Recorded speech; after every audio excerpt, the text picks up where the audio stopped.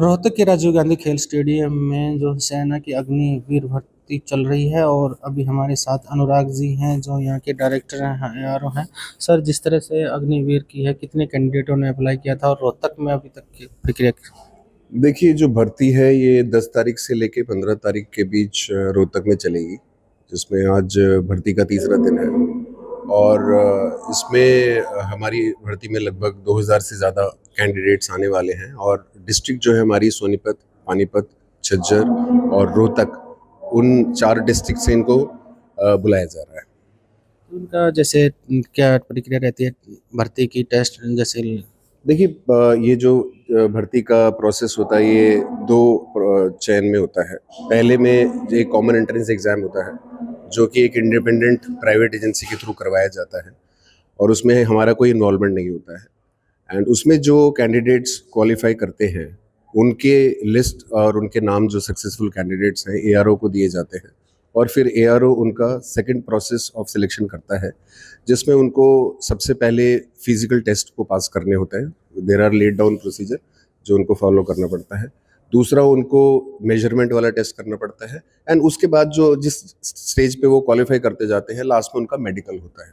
और मेडिकल के बाद फाइनल मेरिट लिस्ट बनती है और उसके बाद कैंडिडेट्स को ARO में बुलाया जाता है और उसके डॉक्यूमेंटेशन के बाद उसको सेंटर में भेजा जाता है। एक अग्निवीर के लिए इन फ्यूचर उसके लिए कितना भविष्य वो रहता है सेफ?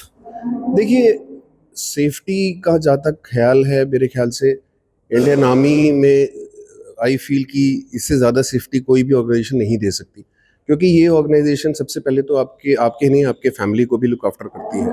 और अगर मैं सिर्फ अग्निवीर भर्ती की बात करूँ, तो अग्निवीर भर्ती में जो अगर कोई कैंडिडेट आता है और वो यहाँ पे 4 साल अपनी फ़ौज में गुजारता है, तो वो एक ऐसा युवा बन जाता है जो आगे जाके उसकी एम्प्लॉयबिलिटी बहुत ज़्यादा बढ़ जाती है। और अगर वो फ़ौज में कंटिन्यू करता है तो हम सबको पता है कि इंडियन आर्मी वर्ल्ड की बेहतरीन आर्मी में से एक है। और अगर उसके किसी कारणवश वो उसको छोड़ता है और बाहर भी चला जाता है, तो भी उसकी एम्प्लॉयबिलिटी सिविल में, स्टेट गवर्नमेंट्स में, हर जगह बहुत ज़्यादा है। और हमारी सेंट्रल गवर्नमेंट उस अग्निवीर के लिए बहुत आगे की अच्छी प्लानिंग कर रही है और ज़्यादा बेहतरीन प्लानिंग कर रही है। तो फ्यूचर में भी अग्निवीर का जो आगे का स्टेटस है वो बहुत ज़्यादा बेहतरीन होने वाला है। एक आर्मी में सपना रहता है, कुछ युवा जो है नशीली चीज़ों का इस्तेमाल करते हैं, उनके लिए क्या गाइडलाइन है? और इस तरह के जो आ रहे हैं चेकिंग, उनके कुछ सामान भी मिला खाने? देखिए, जहाँ तक रही बात नशीले पदार्थों का और उसका उसका तो मैं यही कहूँगा कि हमने एक नोटिफिकेशन डाला है, उसमें ये चीज़ स्पेशली बताई जाती है कि आपको क्या चीज़ें नहीं कंज्यूम करनी चाहिए। और अगर आप देखिए, सोचने वाली बात है, अगर आप ऐसे करियर को अपनाने जा रहे हैं जिसमें हेल्थ सबसे प्राइमरी चीज़ है, तो आपको वैसे भी इन चीज़ों का सेवन शुरू से ही नहीं करना चाहिए। उसके अलावा जहाँ तक रही बात भर्ती प्रक्रिया की, तो यहाँ पे आने से पहले थॉरली इन कैंडिडेट्स को चेक किया जाता है। और कैंडिडेट्स जब भाग रहे होते हैं, कुछ होते हैं, उसके बाद भी बीच में रैंडमली सरप्राइज चेक करके भी हम उस चीज़ को चेक करते हैं कि अगर किसी ने कोई नशीला पदार्थ लिया है तो उसका कैंडिडेचर जो है तुरंत कैंसिल किया जाता है और उसको लड़के को वापस भेज दिया जाता है।